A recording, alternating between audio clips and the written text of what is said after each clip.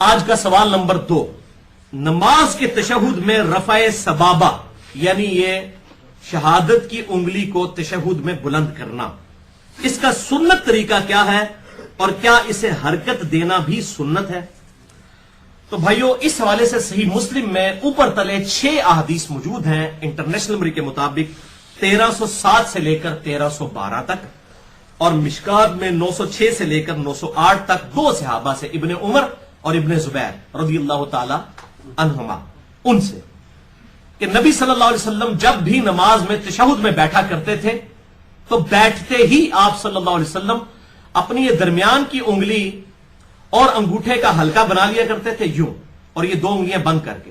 ایک یہ طریقہ ہے ان 6 حدیثوں میں، اور دوسرا یہ ہے کہ آپ صلی اللہ علیہ وسلم 53 کا عدد بناتے تھے۔ اب یہ عربی میں سمجھانا ذرا مشکل کام ہے، وہ لمبا اور ٹائم لگ جائے گا۔ 53 یہ ہے کہ آپ یہ تینوں انگلیاں بند کر کے اس شہادت کی انگلی کی جڑ کے اوپر یہ انگوٹھا رکھ لیں، اس کو کہتے ہیں 53 کا عدد، جو عرب میں شمار کیا جاتا تھا ہاتھ کے اوپر۔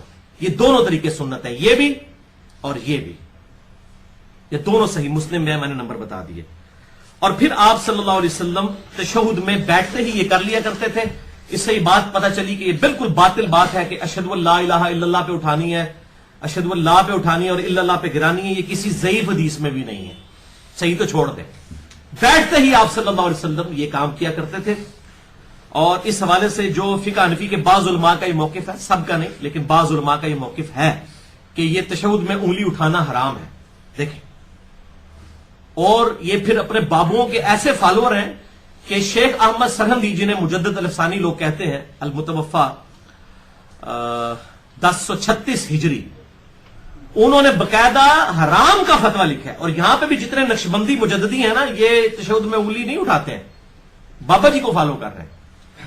اور پھر بریلوی مکتبہ فکر میں ہی غلام رسول سعیدی صاحب، اللہ تعالیٰ ان کی غلطیاں معاف فرمائے، میرے استادوں میں سے ہیں، دنیا سے جا چکے ہیں، اللہ تعالیٰ ان کو نیک کاموں کا اجر دے اور غلطیوں سے جو ہے وہ درگزر فرمائے۔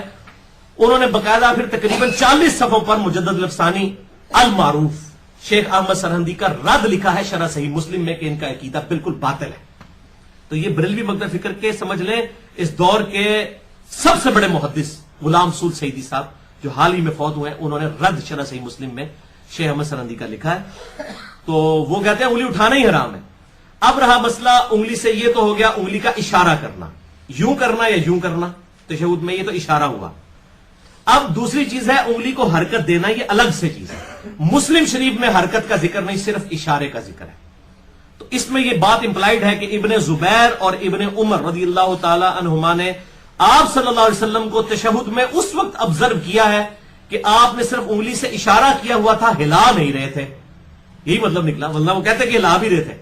اس کا مطلب ہے تشہد میں کچھ ایسا پیریڈ بھی ہے جس میں آپ نے نہیں ہلانی اور کچھ دیر کے بعد ہلانی ہے، یہ صحیح مسلم امپلائڈ ہو گیا۔ اور وہ وقت کیا ہے؟ سنن ابی داؤد میں 957 نمبر، سنن نسائی میں 890 نمبر اور مشکات میں 911 نمبر حدیث ہے۔ وائل بن حجر رضی اللہ تعالیٰ عنہ کہتے ہیں کہ میں نے نبی صلی اللہ علیہ وسلم کو دیکھا کہ آپ جب تشہد بیٹھتے تو یہ درمیانی انگلی اور انگوٹھے کا حلقہ بنا لیتے، اور آپ صلی اللہ علیہ وسلم یحرکھا ویدعو بھا، اس کو حرکت دیتے اور دعا اس کے ساتھ مانگتے، اور دعا آتی ہے درود شریف کے بعد، یعنی دعا کی حالت میں اسے ہلاتے تھے۔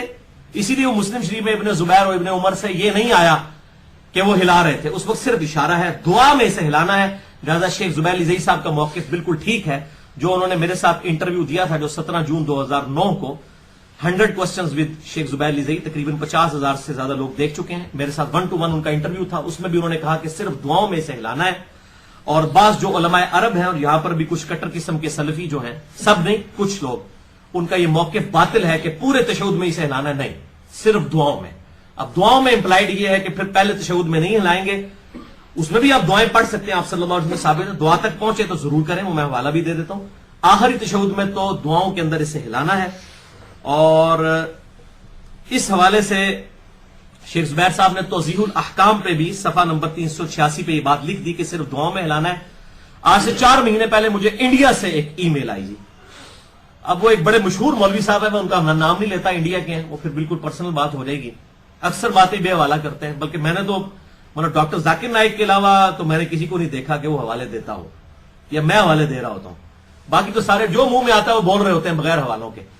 تو اس نے بھی بات کر دی کہ نہیں جی نہیں، ہم تو اس لیے یہ جو الفاظ ہیں یحرکھا ویدعو بہا، تو پورا تشہد ہی دعا ہے، تو اس لیے ہم پورے، تو دروشی بھی دعا ہے.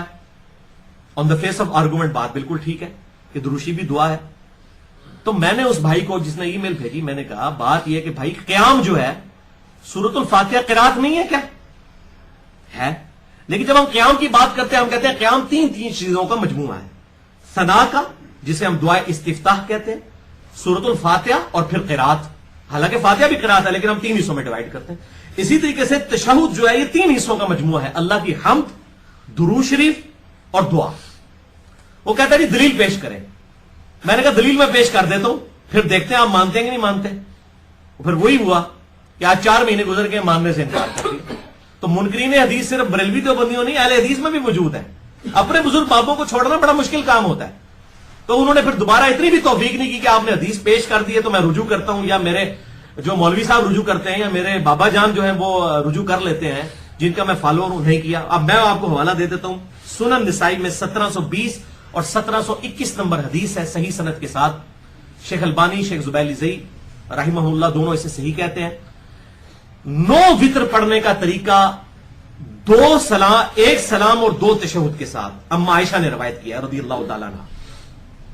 اس حدیث میں آتا ہے کہ نبی صلی اللہ علیہ وسلم جب 9 رکعت وطر 1 سلام کے ساتھ، مراد 1 دفعہ سلام، اگلے دن ایک ای میل آ گئی آپ 1 سلام کہہ رہے تو اسے مراد صرف دائیں طرف پھیرنا ہے. اس حالت تک بھی لوگوں کی ہونا حالت ہوتی ہے. تو میں تاں پہ کہنا ہے اسلام سے مراد یہ ہے کہ 2 دفعہ سلام نہیں پھیرنا، 1 دفعہ دونوں طرف سلام پھیرنا ہے. ہر طرح کی مخلوق ہے اللہ کی، ہم کریٹیسائز نہیں کر رہے، لیکن لوگوں کو سوچنے کا وہ چشمہ ڈفرنٹ ہوتے ہیں، ہر بندے کا انٹلیکچوئل لیول ایک نہیں ہوتا. تو 1 سلام اور 2 تشہد کے ساتھ 9 وطر، سنن نسائی 1720 اور 1721. اس میں الفاظ ہے کہ آپ صلی اللہ علیہ وسلم 8ویں رکعت میں تشہد میں بیٹھتے، پہلی 7 رکعتوں میں نہ بیٹھتے، 8ویں میں بیٹھتے اور اس کے بعد اللہ کی حمد بیان کرتے، پھر نبی صلی اللہ علیہ وسلم پر درود پڑھتے. یہ اگلے دن کسی بریلوی مولوی نے کہا جی نبی صلی اللہ علیہ وسلم تو درود شریف نہیں سن پڑھتے، انہوں نے اپنے آپ سے آپ پڑھنا سی، یہ پائی موجود ہے سنن نسائی کے اندر. خود اپنے اوپر درود پڑھتے اور اس کے بعد اللہ سے دعائیں مانگتے اور پھر آپ صلی اللہ علیہ وسلم سلام پھیرے بغیر 9ویں رکعت میں کھڑے ہوتے، پھر 9ویں رکعت میں بیٹھ کے تشہد کے اور دعائیں پڑھنے کے بعد سلام پھیرتے. اس میں نے بتایا کہ دیکھ لو 3 ڈویژن آ گئی ہیں، اللہ کی حمد، درود شریف اور دعا. اب میں نے کلیئر کر دیا، دلیل دے دی، اور کیا کریے، پٹھے لٹک جائیے. اور تو اس سے زیادہ کچھ نہیں کرتے. لیکن وہ پھر ماننے سے انکار کیا اور پھر اس نے رجوع نہیں کیا. پل یہ ہے کہ وہ شرمندہ ہو کے بھاگ ضرور گئے. اس کے بعد انہوں نے بات نہیں اس موضوع کے اوپر کی، حالانکہ کہنا چاہیے تھا. جتنے وہ تمکنت کے ساتھ گرجے تھے تو اب پھر حق بات کو قبول بھی کرتے اور صحیح اہل حدیث ہونے کا ثبوت دیتے، غیر مقلد ہونے کا نہیں. پھر کہتے ہیں ہمیں گالیاں دیتے ہیں غیر مقلد. تو بھائی میرے جو ہے حدیث کو نہیں مانتا پھر وہ غیر مقلد ہی کہلائے گا نا، بلکہ ہمیں تو منکرین حدیث کہنا چاہیے ایسے لوگوں کو. اور میں سب سے زیادہ محبت اہل سنت اور اہل تشیع کے تمام جتنے بھی گروہ ہیں، بریلوی، دیوبندی، اہل حدیث، حنفی، شافعی، مالکی، حنبلی، یا اثنا عشری ہوں اہل تشیع میں یا زیدیہ ہوں، سب سے زیادہ محبت اہل حدیث کے ساتھ کرتا ہوں، کیونکہ انہیں جب حدیث پتہ چلتی ہے وہ بات قبول کر لیتے ہیں. لیکن اگر وہ نہیں قبول کرتا پھر سب سے زیادہ غصہ بھی ان پہ ہوگا، اس لیے کہ بھئی آپ کا تو دعویٰ تھا، باقیوں کا تو دعویٰ بزرگ بابوں کا ہے، آپ تو بزرگ بابوں کے پجاری نہیں تھے، تو آپ بھی جب حدیث نہیں مانیں گے تو آپ پہ تو غصہ آئے گا. تو آپ لائک اسٹوڈنٹ کے اوپر ہی غصہ زیادہ ہوتا ہے نا ٹیچر کا. تو اب مانے کہ یار یہ بات حق ہے، نہیں قبول کی. تو اس حدیث سنن نسائی 1720 اور 21 کے اندر سلفیوں کے لیے بھی پھکی ہے، سارے سلفی نہیں جو کٹر قسم کے وہ والے ہیں، اور حنفیوں کے لیے پھکی ہے کہ ان کے نزدیک وطر ہے واجب. اور واجب اور فرض نماز میں وہ کہتے ہیں کہ جیسے ہی آپ درود شریف پڑھ لینا اللہم صلی علی محمد تو سجدہ صاحب واجب ہو جاتا ہے. ان کے لیے پھکی ہے کہ آپ صلی اللہ علیہ وسلم نے درود شریف بھی پڑھا، دعائیں پڑھی 8ویں رکعت میں، اور اس کے بعد آپ 9ویں کے لیے کھڑے ہوئے، لہذا آپ صلی اللہ علیہ وسلم پر سجدہ صاحب تو واجب ہو گیا، نعوذ باللہ جان بوجھ کر. یہ ان کے لیے پکی ہو گئی. اور سجدہ صاحب والے لیکچر میں بھی میں نے حدیث کوٹ کی ہے، مسئلہ نمبر 92 میں سجدہ صاحب کے 5 سنت طریقے اور اس کے 8 مقامات کے کن مقامات پر سجدہ صاحب واجب ہو جاتا ہے، اور 5 ایسے مقامات جن کے اوپر نہیں ہوتا، وہ میں نے ڈیٹیل کے ساتھ مسئلہ نمبر 92 اہل سنت پاک.com پہ. تو یہ حنفیوں کا رد ہو گیا. اور سلفیوں کا اس معاملے میں ہو گیا کہ وہ جو یہ کہتے تھے شیخ زبیر صاحب کے اوپر تان کرتے تھے کہ جو وہ کہتے ہیں دعاؤں میں ہلانا چاہیے، تو میں نے الفاظ جو ہیں وہ بتائے یحرکھا ویدعو بہا. اور یہاں سنن نسائی سے پتہ چل گیا کہ 3 چیزیں ہیں تشہد میں، حمد، درود شریف اور پھر دعا. یہ الحمدللہ اس حوالے سے موقف بالکل کلیئر ہو گیا. سنن نسائی میں ایک اور حدیث ہے 1161 نمبر کہ آپ صلی اللہ علیہ وسلم تشہد میں جب یہ انگلی اٹھاتے تو مسلسل اس انگلی کی طرف دیکھتے رہتے تھے، انگلی کی طرف دیکھتے رہتے تھے تشہد کی حالت میں. यहां पर नजर रखना यह सुन्नत है। सुनन अबी दाऊद में 991 नंबर हदीस है कि आप सल्लल्लाहु अलैहि वसल्लम की उंगली हल्की सी झुकी हुआ करती थी, ऐसे नहीं उंगली खड़ी करते थे आप सल्लल्लाहु अलैहि वसल्लम। अच्छा, आप वो 53 का आदत बनाए, उसमें तो ऑटोमेटिकली झुक जाती है, इस तरह करने में ये ऐसे रहती है, इसको हल्का सा झुका के रखना है। सुनन अबी दाऊद 991 नंबर।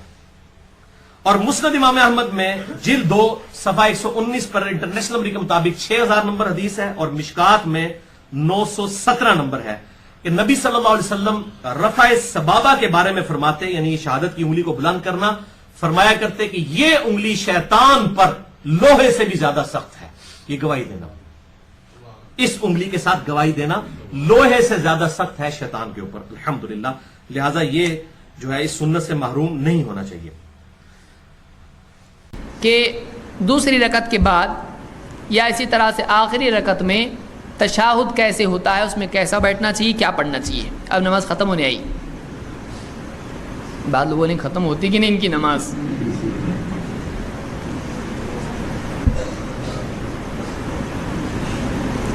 तशाहुद में कैसे बैठना चाहिए और इशारा कैसे करना चाहिए। अब्दुल्लाह इब्न ज़ुबैर कहते हैं अन्ना रसूलुल्लाह सल्लल्लाहु अलैहि वसल्लम काना इदा क़अदा फ़ी तशाहुद वदा कफ़्फ़हुल युस्रा अला फ़क़िदिही अल युस्रा।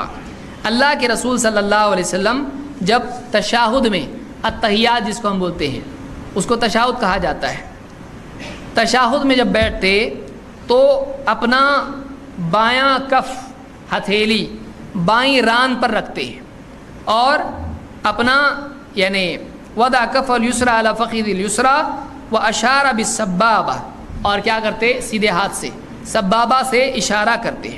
ला युजाविज़ु बसरहु इशारतहु, आपकी निगाह इशारे से आगे नहीं बढ़ती थी, आपकी निगाह इशारे से आगे नहीं बढ़ती थी। मालूम हुआ अत्तहियात में निगाह कहाँ रखना चाहिए, इशारे पर, इशारे पर। इसको इमाम अन्नसई ने रिवायत किया है। इसी तरह से अब्दुल्लाह इब्न उमर रज़ी अल्लाह तआला की रिवायत है कि काना अन्ना रसूलुल्लाह सल्लल्लाहु अलैहि वसल्लम काना इदा क़अदा फ़ी तशाहुद, अल्लाह के रसूल सल्लल्लाहु अलैहि वसल्लम जब तशाहुद में बैठते वदा यदहुल युस्रा अला रुकबतिही अल युस्रा, आप अपना सीधा हाथ अपने सीधे घुटने पर रखते, और वदा यदहुल युमना अला रुकबतिही अल युमना, आप अपना बायां हाथ बाएं पर रखते और सीधा हाथ युमना, सीधा हाथ अपने सीधे घुटने पर रखते। युसरा बाएं को कहते हैं और युमना दाएं को कहते हैं। दायां सीधे को कहते हैं और बायां उल्टे को बोलते हैं।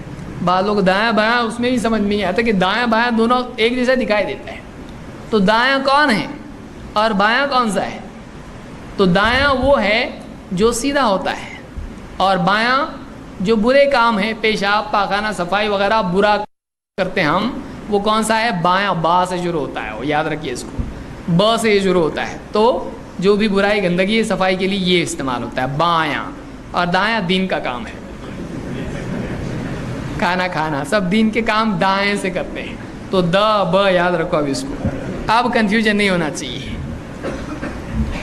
तो कहते हैं कि अपना दायां हाथ दाएं यानी घुटने पर और बायां बाएं घुटने पर रखते थे। वाक़दा सलासतन व खमसीन, और 53 का आदत बनाते थे, 53 का आदत बनाते थे। वह अशारा बिस्सबाबा, 53 का आदत उलमा ने कहा कैसे होता है, ऐसा हाथ उंगलियां बंद करना और ये जो है इस तरह से यहाँ उंगली रखना, अंगूठा ये इशारे की उंगली, इल्ज़ाम लगाने की जो उंगली होती है इसमें मारा, ये उंगली है सब्बाबा।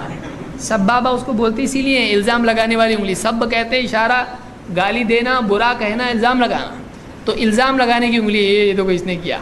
तो इस तरह से सब्बाबा में नीचे इस तरह से उंगली रखना, सब्बाबा की जड़ में उंगली रखने को कहते हैं। 53 का आकद बनाया इसने इस तरह से, ये मुस्लिम की रिवायत है। इसमें और भी सूरतें आई। इससे एक बात ये भी मालूम हुई कि घुटने पर हाथ रखना गलत नहीं है। बाद लोग बोलते घुटने पे अगर हाथ रखा तो याद पे क़यामत के 2 उंगली काट देंगे उसकी।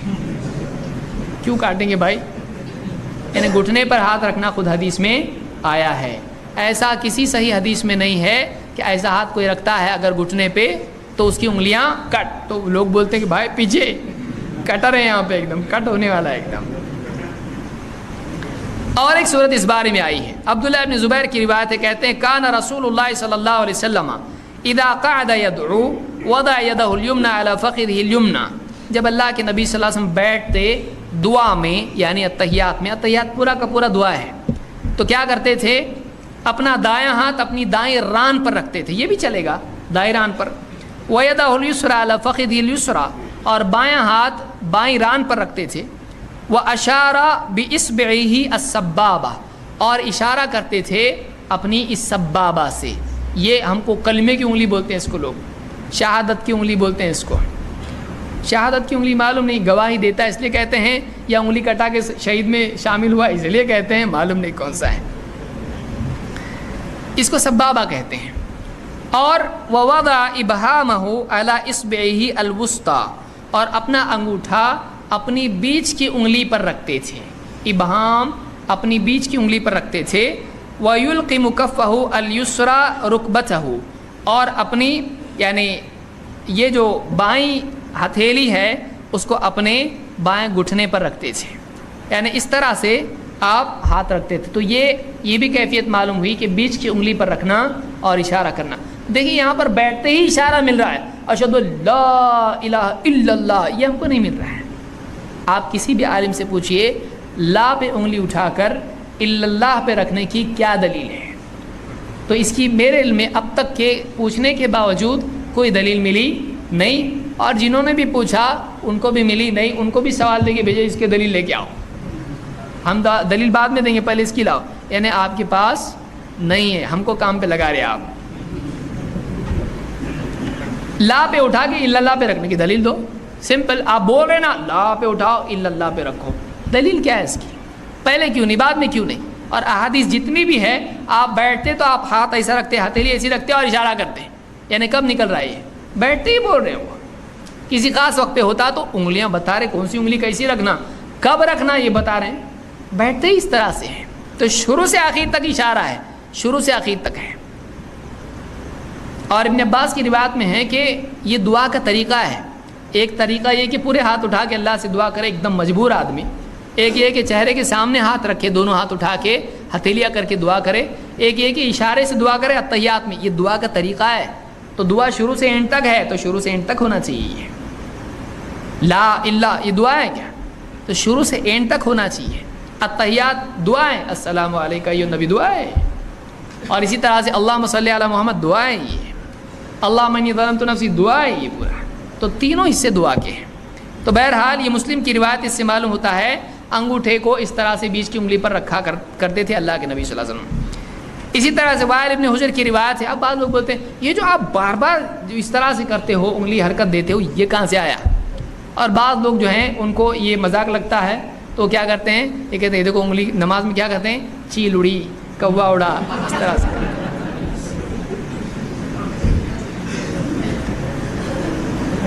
یہ جانتے نہیں ہیں، واقعی سنت ہے، یہ سنت ہے کہ اس طرح سے ایک آدمی انگلی مسلسل حرکت دے۔ کل کو کوئی آدمی کھڑا ہو کے کہے گا تم بھی اس طرح سے ہاتھ جب نماز میں اٹھاتے ہو عید کے دن، تم بھی کس کو بھگاتے ہو، کیا کرتے ہو، کیا نہیں بول سکتا ہے؟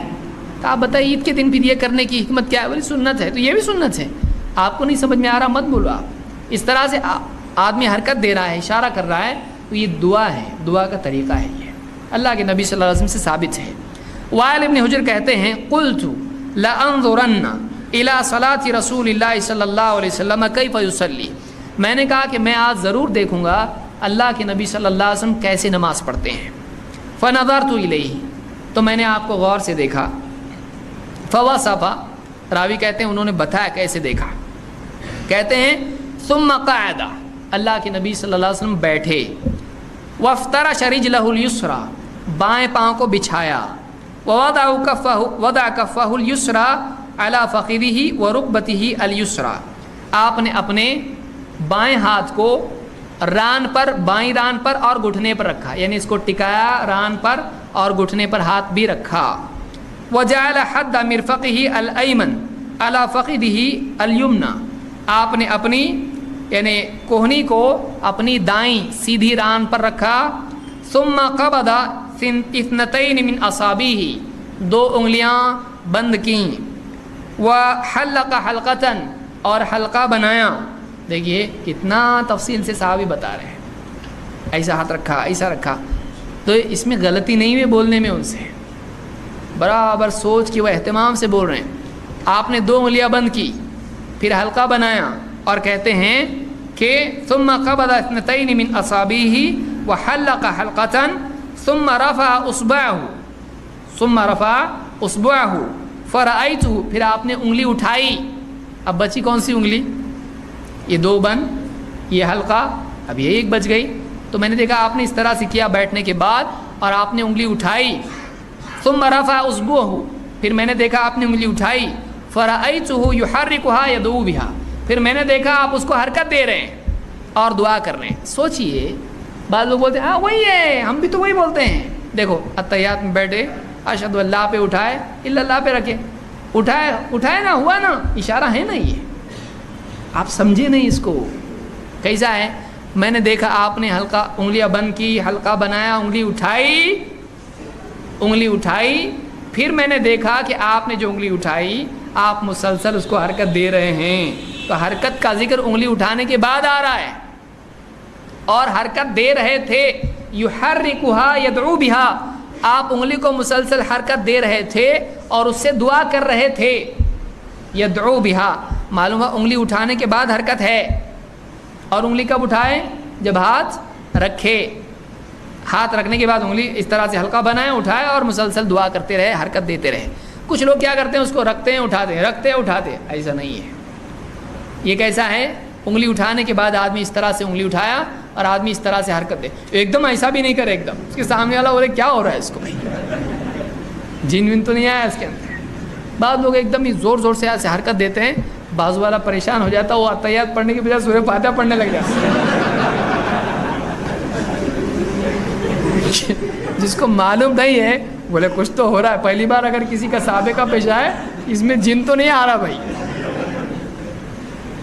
تو ایسا آدمی آہستہ سے حرکت دے. اس لیے شیخ بن باز کہتے ہیں کہ حرکت خفیف ہونا چاہیے کہ اپنی سنت ادا ہو جائے اور کسی کی نماز خراب بھی نہیں ہو. آپ آہستہ آہستہ دیجیے حرکت. دی اس طرح سے نہیں اٹھا کے رکھنا اٹھانا اس طرح سے نہیں. آپ حرکت دیں اس طرح سے، اٹھانے کے بعد حرکت ہے. اٹھایا رکھا اس میں نہیں ہے، اٹھایا اور حرکت دے رہے ہیں، تو اوپر کے اوپر حرکت دینا چاہیے. یہ نسائی کی روایت ہے اور صحیح روایت ہے. اس سے معلوم ہوا کہ مسلسل حرکت دینا بھی حدیث میں آیا ہے.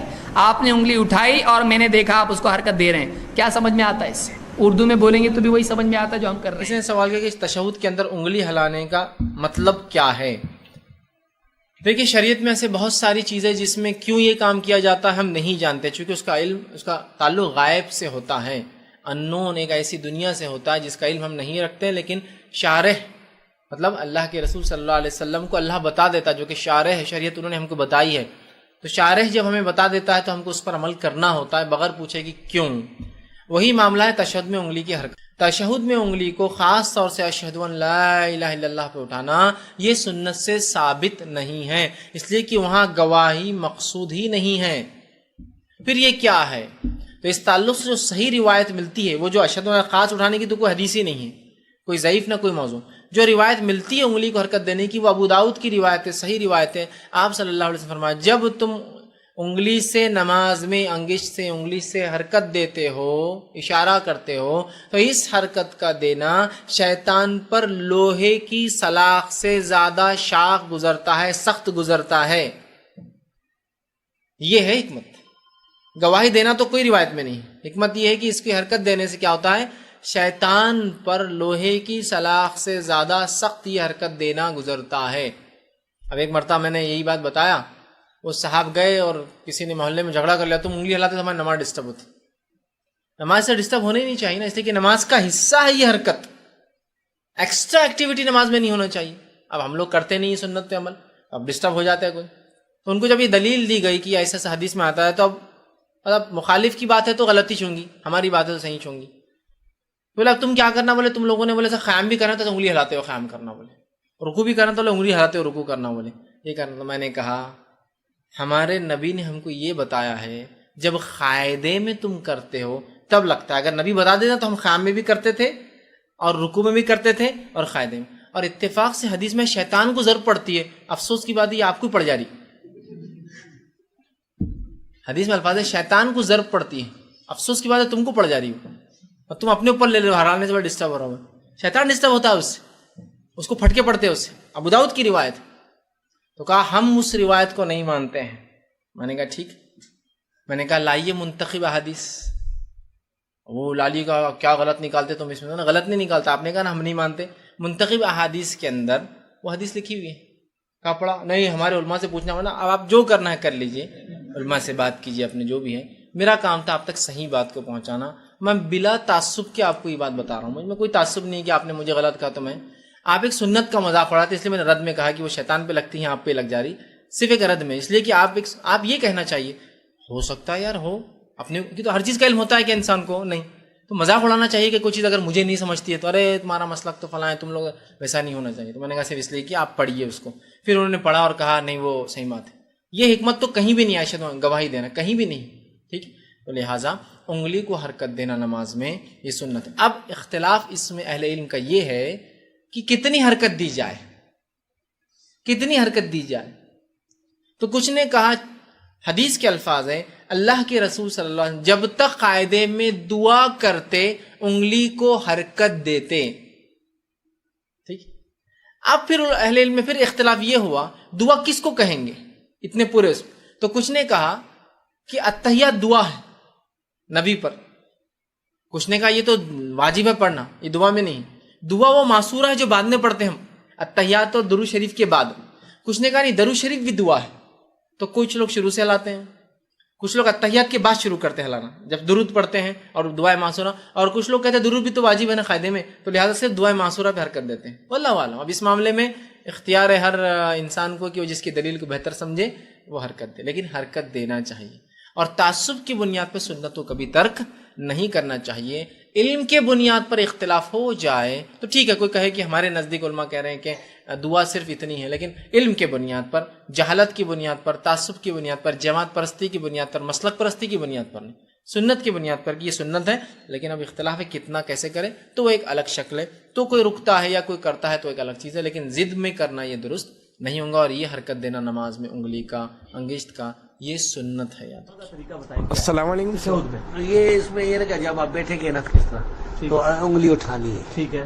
انگلی اٹھانے کے بعد ایک حسن روایت میں آتا کہ تھوڑا سا اس کو جھکانا بھی ہے, تھوڑا جھکانا. ہانا شیخ البانی میں آ سنتے لیکن حسن روایت. ٹھیک ہے. اچھا وہ ان کی منہج کی ایک غلطی ہے اس کی وجہ سے. اس کے بعد اس کو رکھنا ثابت نہیں, جیسے جو بند رکھتے ہیں. ہاں جس طرح رکھتے ہیں نا, اللہ پر لا الہ پر اٹھانا اور اللہ پر رکھ دینا یہ بھی ثابت نہیں ثابت. ہاں جی. اچھا یہ کہ اس کو جو ہلانا ہے وہ صرف دعا میں ہلانا ہے یا تھرو دعا میں؟ کانا یحرک یدو بہا, یہ چیز ہے دعا میں ہلانا. دعا میں آپ حرکت دیتے تھے نبی کریم صلی اللہ علیہ وسلم. یہ سب کہاں ہے روایت؟ یہ سنن میں روایت ہے, غالباً ابو داؤد نسائی کی روایت ہے, صحیح روایت ہے. زائدہ بن قدامہ نے یہ روایت بیان کی. ہاں جی. جب اتحیات پڑھ لیں اس وقت نہیں ہلائیں گے, صرف دعا میں, صرف دعا میں درود کے اس بعد. میں عقلی ثبوت یہ بھی ہے کہ کچھ صحابہ نے یہ کہا کہ آپ نے انگلی اٹھائی اور اس کو ہلایا نہیں. اس کا یہ مطلب وہ ضعیف ہے, وہ ضعیف ہے. لا یحرک والی وہ ضعیف ہے. اگر وہ صحیح ہوتی تو نہیں ہو پھر سکتا سر انہوں نے دعا سے پہلے حضور کو دیکھا ہو. اگر وہ صحیح ثابت ہوتی تو. اچھا وہ کہتے ہیں نا, ایک عربی کی ایک مثال ہے, ثبت العرش ثم انقش. ٹھیک ہے. پہلے جو یہ تخت ہے نا اس کو روک لو نا, یہ ہل رہا ہے, پھر اس پر نقش لگائے گا. تحیات پڑھتے ہوئے انگلی کا اشارہ کب اور کیسے کرنا چاہیے؟ دو طریقے حدیث میں آتے ہیں تحیات پڑھتے ہوئے. یا تو آپ کی تشہد والی انگلی, شہادت والی انگلی یہ اس طرح اس میں خم رہے اور یہ پوری تشہد میں یہی کیفیت رہے.